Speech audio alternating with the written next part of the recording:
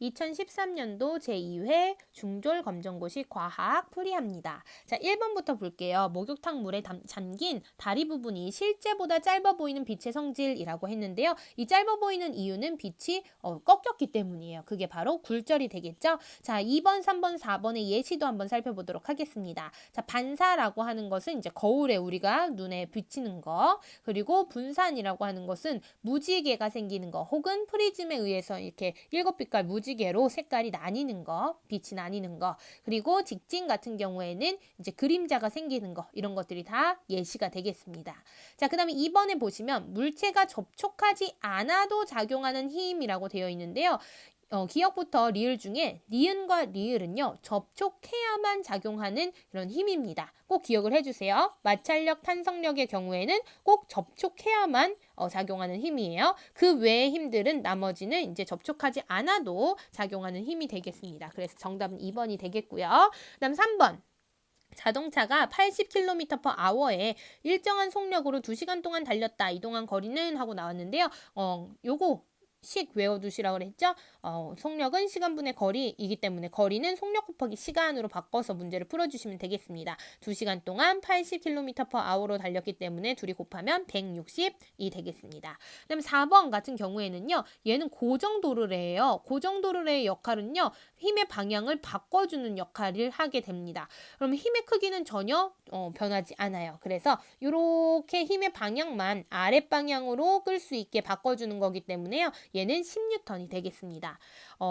요거에 이제 비교해서 알아두셔야 되는 게 움직도르래까지도 알아두시면 좋겠고요. 그 다음에 5번입니다. 5번은 전기 회로에서 전류가 흐를 때 전류의 설명으로 옳지 않은 것은 이라고 돼 있는데요. 1번 전하의 흐름을 전류라고 이야기를 하죠. 전류의 단위는 무슨 단위를 사용합니까? 암페어 단위를 사용하겠죠. A라고 해놓고 읽을 때는 암페어. 그 다음에 이렇게 V라고 해놓고 얘는 읽을 때는 볼트라고 하는 것은요. 전압의 단위고요. 그 다음에 저항의 단위는요. 이렇게 쓰고 옴이라고 읽어주시면 되겠습니다. 그 다음에 3번. 전류의 방향은 전자의 이동 방향과 반대이다 라고 되어 있는데요. 전류의 방향은 플러스에서 마이너스, 그리고 전자의 이동 방향은 마이너스에서 플러스입니다. 이걸 알면 4번도 저절로 해결이 되겠죠. 다음 6번입니다. 그림과 같이 5옴과 10옴의 저항을 직렬로 연결할 때 합성 저항은 하고 나왔는데요. 합성 저항을 구하는 공식들이 있었습니다. 직렬 연결에서는 저항은 R1 플러스 R2입니다. 얘네 둘을 더하면 돼요. 그래서 15옴 이렇게 나오게 되겠죠. 그다음 병렬 연결로 되어 있는 경우에는 R분의 1은 R1분의 1 플러스 R2분의 1이 되겠습니다. 이런 문제도 나오게 되면 다시 한 번 더 설명을 해드리도록 할게요. 그다음 7번입니다. 물질과 그 상태로 옳게 착지은 것은 이라고 되어 있는데요. 서리는 고체, 안개는 액체, 우박은 고체입니다. 그래서 수증기만 기체라고 하기 때문에 4번은 맞는 설명이 되겠죠. 그 다음에 8번 아이스크림이 녹는 현상에 해당하는 것이라고 되어 있는데요. 아이스크림이 녹는다라고 하는 것은 고체가 액체가 되는 융해가 되겠습니다. 자, 여러분들 이거 다 직접 써보시고요. 그러면 그게 A라는 것을 알 수가 있겠죠. 9번 기체 분자 운동에 대한 설명인데요. 기체의 압력이 일정할 때 온도가 어떨수록 분자 운동이 활발해진대요. 자, 분자 운동이 활발해지기 위해서는 온도가 증가해야 되겠고요. 그렇게 되면 부피가 증가하게 됩니다. 자, 이게 무슨 법칙이었죠? 얘는 샤를 법칙이라고 했었죠. 온도와 부피가 비례하는 것. 그 다음에 추가로 알아둬야 하는 것이 보일 법칙이 있었는데요. 보일 법칙은 압력과 부피가 반비례한다라는 것입니다. 그렇죠? 그 다음에 그러면 10번 같은 불꽃색을 나타내는 물질로 짝지어진 것은 이라고 돼 있는데요. 이 중에서요. 앞에 써져 있는 요 이온에 해당하는 것은 음이온이에요. 그리고 뒤에 있는 게 양이온이거든요. 근데 보통 불꽃색 같은 경우에는 일부 금속 원소에서만 나타나게 됩니다. 그렇기 때문에 뒤에 있는 것만 봐주시면 충분할 것 같아요. 뒤에 있는 거 물질. 자, 그럼 뒤에 있는 거 물질이 똑같으면 사실 찾을 수 있습니다. 무슨 색깔인지 물어보지 않잖아요. 그러면은 4번 나트륨 하니까 노란색으로 똑같아지겠죠. 그래도 우리가 공부를 하기 위해서는 하나씩 다 살펴보도록 하겠습니다. 구리 청록색, 그리고 칼슘 주황색, 바륨 황록색, 칼륨 보라색, 칼륨 보라색, 스트론튬 빨간색, 네, 나트륨은 노란색 꼭 기억을 해주세요. 그 다음에 11번 다음에서 설명하는 가와 나에 해당하는 물질이라고 되어 있는데요. 가는 한 가지 물질로 이루어진 것입니다. 그래서 순물질이고요. 나는 두 가지 이상의 순물질이 섞여 있는 것입니다. 그래서 혼합물이 되겠습니다. 자, 그러면 이 순물질과 혼합물을 한번 비교를 해볼 건데요. 그렇게 되어져 있는 것이 2번밖에 없어요. 나머지 한번 조합을 살펴볼게요. 자, 금은 순물질, 그리고 증류수 순물질, 그 중에서도 얘는 호던소 물질, 얘는 화합물이 되겠죠. 그 다음에 3번, 얘는 혼합물, 얘는 순물질이 되겠습니다. 그 중에서도 얘는 불균일 혼합물, 얘는 호던수 물질이 되겠고요. 그 다음에 4번 보시면 얘는 혼합물, 얘도 혼합물이 되겠습니다. 얘는 균일 혼합물, 얘는 불균일 혼합물이 되겠죠. 예, 요것도 알아두시면 좋겠고요. 그 다음에 12번, 소금물을 이용해서 좋은 벽실을 골라내는데 이때 활용하는 물질의 특성은요, 밀도죠. 밀도가 크면 클수록 가라앉고 밀도가 작을수록 위로 뜨니까 쭉정이 같은 경우에는 밀도가 작다라고 보시면 되겠죠. 자, 다음입니다. 다음은 13번인데요. 다음 설명에 해당하는 것은 이라고 되어 있습니다. 있어요. 세포 생명활동의 중심이 되면서 유전물질이 존재하는 장소, 이것은 핵입니다. 자, 핵은요, 동물, 식물 공통으로 들어있는데요. 액포나 세포벽 엽록체 같은 경우에는 모두 어디에만 있습니까? 식물에만 있겠죠. 14번, 엽록체에서 일어나는 광합성 과정을 나타낸 것인데요. 이때 여기 괄호 안에 들어간 물질은 이산화탄소입니다. 요건 꼭 기억을 해주세요. 이거 꼭 외워주세요. 광합성은 이산화탄소와 물을 이용해서 포도당과 산소를 만드는 과정이다. 이때 빛에너지가 꼭 필요하다. 광합성이잖아요. 빛광자 써서. 그래서 빛에너지가 필요하다라는 거 꼭 기억을 해주시고, 이거의 반대 과정이 있습니다. 포도당과 산소를 이용해서 물과 이산화탄소와 에너지를 만드는 과정. 이름이 뭡니까? 얘는 세포 호흡이 되겠죠. 이것도 외워두시기 바랍니다. 반대니까 외우기 쉬울 것 같아요. 그 다음에 15번입니다. 3대 영양소가 최종 분해되면서 대부분의 영양소가 흡수되는 곳, 흡수와 분해가 동시에 일어나는 곳입니다. 여기 이름이 뭡니까? 여기가 소장이 되겠죠? C, 소장입니다. 이때 여기에서 3대 영양소가 최종 분해될 수 있는 이유는 일단은 3대 영양소 모두 분해할 수 있는 효소가 이쪽으로 분비가 됩니다. 그래서 이자액이라고 하죠. 이자액은 탄단지 3대 영양소를 모두 분해할 수 있는 효소를 포함하고 있는 이 이자액이 소장의 앞부분인 12지장에 분비가 되기 때문에 이런 것들이 이제 성립할 수가 있겠죠. 그 다음에 16번, 심한 운동을 하는 동안에 호흡이 빨라지는 이유로 가장 옳은 것은 했는데요. 4번입니다.